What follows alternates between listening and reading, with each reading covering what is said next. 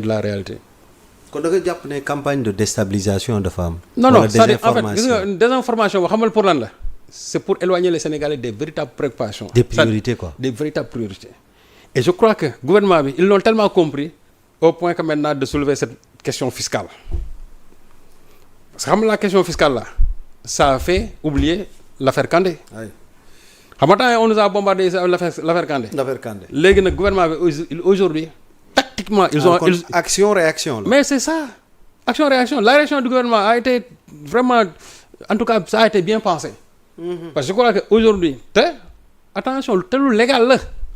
loolu kay yoon la. xam la te lu légal la bu fekkoon lu illégal la suñu mën a mais lu légal la. tey jii moo tax loolu nga xëy. ah bind ci sa une bi de. oui. moo tax décortiquer ma ko. waaw paiement de la dette fiscale. Madiambal régime. waaw xam nga Madiambal. loo bëgg wax fi. avant-hier. mu ngi woon invité Informata bu TFM. Quand on a soulevé le problème parce que moom dañ ko defal taxation d'office. bu 91 millions. bi ñu ko defalee il a rué sur les brancards en disant que moom xam nga sax Madiambal moom ci biir au lieu mu ne bon carrément utiliser le jeu il a dit on ne peut pas. waaw moi j'aurais préféré mu ne je ne peux pas mais man je perçois dans le on le son jeu. Je ne peux pas payer. Parce que les autres patrons ils ont dit que nous pouvons payer wante. mais. waaw mais moom laa bind ci suuf parce que y a un mais. waaw y a un mais dañu war nañoo fay wante boobu leneen la. mais Madiambal moom dafa taxaw ne mënu ko fay. 91 millions mënu ko fay. il a parlé des conditions de la presse. Mais ici on nous avait dit que bon je crois c'est lui qui l'avait dit il avait acquis je crois un immeuble de 4 milliards. Je crois que l'un dans l'autre même su fekkente ne peut-être les mais yëpp alalam la man pour man quelqu'un qui investit vraiment 4 milliards pour man 91 millions quand même c'est pas la mer à boire. warul nekk c'est pas la mer à boire. Donc nag il faut qu'il y ait une mauvaise volonté de payer te xam nga taxation d'office fu mu am en matière fiscale c'est parce que il y a un défaut de collaboration c'est-à-dire que tu n'as pas collaboré avec les services du fisc au point que bu ñu la defalee taxation foofu même le système du contradictoire dañ koy exclure complètement te da xool dañ lay wax nga fay sinon dañ lay defal benn ATD. yow est-ce que waroon nañu xaar sax ñu leen koy wax naa leen dem leen fay. moom laa la wax c'est-à-dire loolu moo tax loolu moo indi taxation bi parce que bu fekkee ne tu es animé par un civisme fiscal ji bi heure bi nga war a fay da nga war a dem fay parce que loolu lu war la gis nga Jésus-Christ dafa am lu waxoon. lan la waxoon. rendez à Dieu ce qui lui appartient. à César ce qui lui appartient. César boobu nag mooy la ngeen waral ak gouvernants yi en terme d'impôt da leen ko fay. li ngeen waraloo ak yàlla da leen ko jox yàlla bu mat sëkk. loolu mooy wax bi donc ce qui appartient à César waaye ce qui appartient maintenant à l'État fay leen ko su fekkente ne mënu la fay loi bi dafa am loo xam ne dafa la ko may et c'est là où man foofu laay dalee Macky ak Wade. ñëwal. parce que ñoom dañu ñëw ñu ne ils ont effacé la dette fiscale de la presse. parce que presse bi dañuy dund ay situations yu métti. nous sommes des acteurs de la presse. c'est vrai bu fekkee ne dañu effacer la dette fiscale nous en sommes les principaux bénéficiaires mais en même temps aussi on crée un déséquilibre dans le traitement même du secteur privé ou bien même des fonctionnaires. Parce que li nga baal ñii baaloo ko ñeneen les gens vont dire que la presse est dans une situation de précarité c'est vrai mais la presse est dans une situation de précarité mais il faut trouver quand même les voies et moyens pour que presse boobu précarité mu génn ci. mais quand on maintient la presse dans la précarité comme l'ont fait les différents régimes yi nga xam dañu fi nekk parce que ñoom pour ñoom presse lu ñu ci jàpp mooy ils vont alimenter la presse chaque jour ñu am xaalis boo xam dañ koy jagleel presse bi ils corrompent la presse chaque jour téye la presse maintenant sous leur coupe di leen jox xaalis bu dul jeex ñi nga xamante ne ils ne sont pas favorables à leur prise de position ñoom ñu bëgg leen a rey comme sama genre yi léegi nag yow yaay maintenir presse bi dans cette précarité parce que chaque jour yow yaa koy alimenter au lieu de lui donner les moyens pour que moom moo mën a demal boppam.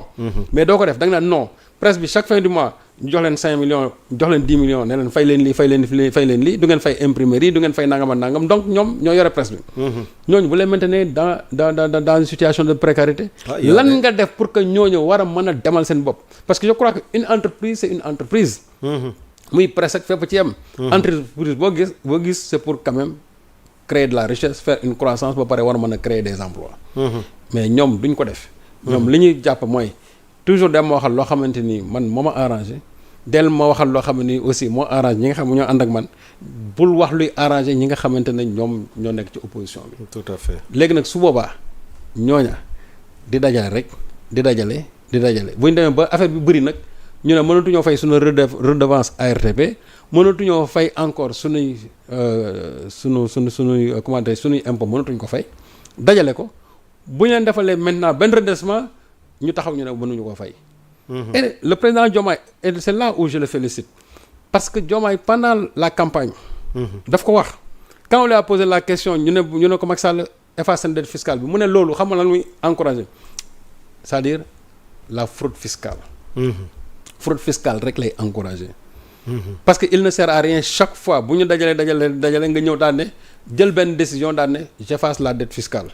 nee na loolu situation bi muy indi mooy simplement vous exposez les journalistes à la fraude fiscale. tout à fait. Journaliste bi dafa war a mën a am ay investissement yu muy def peut-être bien sûr avec l'aide de l'État bu demee nag war a mën a demal boppam mais bu ko dugal ci situation bu métti bu demee ba ca kanam impôt yeeg lépp dajaloo ci kawam léegi yow aussi nga jël une décision politique daan ne baal naa leen ko gars yi bu ñu xëyee tàccu ne woy président bi moo fi gën alors que yéen président bi rey na leen. kon ndekete durant tout ce temps là. waaw les patrons de presse daawuñu fay. fisc non duñ ko fay du loolu moo indi lii duñ ko fay. ak leçon de morale yi ñuy joxe. léegi nag attention Djibi il faut aussi qu'on fasse la part des choses. mooy lan am na ci ay patrons yoo xam ne nii dañuy fay.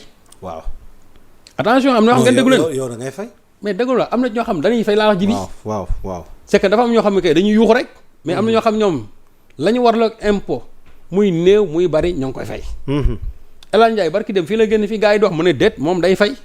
daan ne apprenez à payer les impôts. apprenons. waaw man kay damaa bëgg mu def ko. mu apprenons ñëpp jël. te man xam naa fi Djibi ñeneen ñoo xam ne nii dans la dignité xoolal métti na mais ñi ngi fay man j'en connais.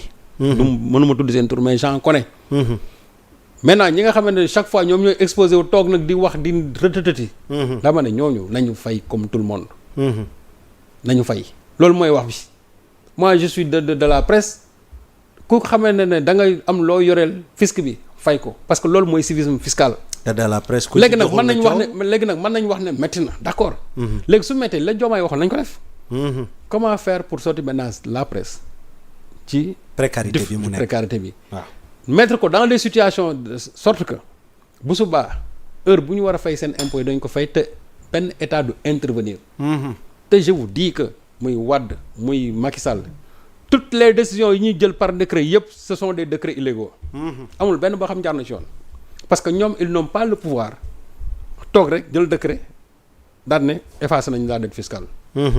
amul nag boo xooloon tey le code général des impôts 715 bi li mu wax c'est clair amul benn autorité boo xam mën nga jël d'office nii mënu. y a une loi boo xam ne benn arrêté bu ñu indi en 2018 arrêté boobu li mu wax ça a été clair bu fekkee ne da nga dem ba nekk dans une situation boo xam ne dafa métti da ngay bind. sa chef des services fiscaux. mu saisir le ministère du budget des finances et du budget. su boobaa ñu saytu xool sa carte te dafa am ay conditions yoo xam ne ni ci lañ la mën a defal exonération wala ci la nga mën a am benn effacement fiscal. kon leer na ñëpp fay. donc loolu mooy loi bi mais président bi fii amul benn prérogative toog rek daan ne effacé naa ko c'est-à-dire président bu ko def xool Djibi da ngaa jaay doole mais amoo prérogative bi. kon Macky li mu def jaay doole la. non man la Macky ak Wade yëpp la ñuy def xool. amul lenn loo xam ne am na base légale. bu ñu jëlee le code général des impôts je crois article 715 boo ko liree. di nga xam ne ñoom la ñu def teguñu ko sur aucune base légale. teguñu ko ci. donc moi je crois que aujourd'hui waa presse bi li ñu war a def mooy nañ xoolaat conditions yi ñuy liggéey nañ xoolaat conditions yi nga xam ne redevance ñi ngi koy fay. loolu su mettee nañ toog ñu waxtaanee ko ñu xool ñoom lan la ñu war a mën a def ba nga xamante ne presse bi.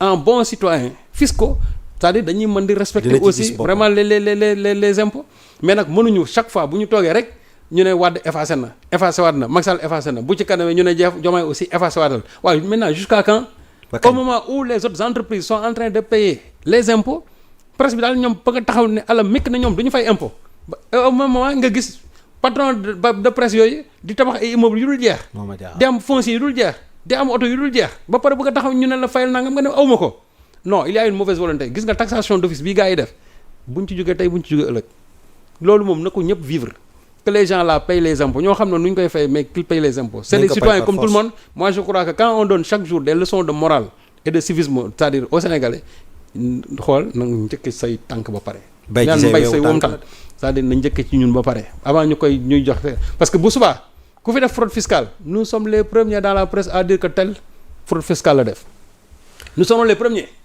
donc nag bu fekkee ne ñun aussi on veut nous mettre dans une situation de fraude fiscale nañ ko bañ. léegi nag man je plaide pour qu'il y ait quand même une réflexion globale sur les conditions vraiment d'existence de la presse. man kay li nga wax nii dama la ci feelu article 715 bi. moom laa dox léegi. waaw jeex na moom kuy wax ak man ci article. waaw nee na en dehors des cas. jeex na limitativement. et expressément prévu par la loi boobu mooy arrêté 2018 bi. nañ ko tekki très bien fu ma laal rek. tekkil ma ko. aucune autorité publique. ni l'administration. ni ses préposés ne peuvent accorder de remise ou modération des impôts, droits, taxes, redevances, intérêts, amendes et pénalités légalement établies, ni en suspendre le recouvrement sans en devenir personnellement responsable. noonu ñu koy dekkale. président de la République ay jëwriñam muy premier ministre muy le ministre des finances le budget. ki jiite DGID ki jiite impôt. les chefs des services fiscaux. amul kenn koo xam ne tey am nga ci prérogative boo xam ne ni mën nga toog nga ne yow impôt bi nga am baal naa la ko. parce que ji prérogative boo ko amee. bu subaa da ngay ñëw gis benn chef d'entreprise mu yore 1 milliard xool. nga ne ko xaaral ma bindal na baal naa la ko boo paree dóora ma 200 millions ci sama compte bancaire. très bien. loolu mooy encourager les gens à la fraude fiscale moo tax loolu tey nit ku amoon pouvoir boobu mooy Sénégal kenn du fay impôt c'est-à-dire que léegi même les étrangers su ñëwee sax dootuñu fay impôt. lii ma liir moom leer na nañu ci. xam nga ni wax la seule gis nga limitativement boobu xool mooy l'arrêté de 2018 boobu rek la l'arrêté 2018 te loolu dafa am procédure boo xam ne fa ngay jaar te loolu sax dafa am exonération loolu mooy wax bi mais effacement fiscal bi demewul noonu de. moo tax bu ma dégg ñu ne Macky Sall effacé na dette fiscale bi. boobu xamuñu woon li xew. non en fait journaliste ñoom ñoo la gën a xam ne c'est illégal. mais xam nga journaliste aussi ñun dañoo baaxoo lépp loo xam ne même si c'est illégal daf ñuy arranger aussi. duñ ci wax mais dañ koy c'est-à-dire motus et bouche cousue. manque de sérieux boobu aussi c'est constatable chez les journalistes. Voilà.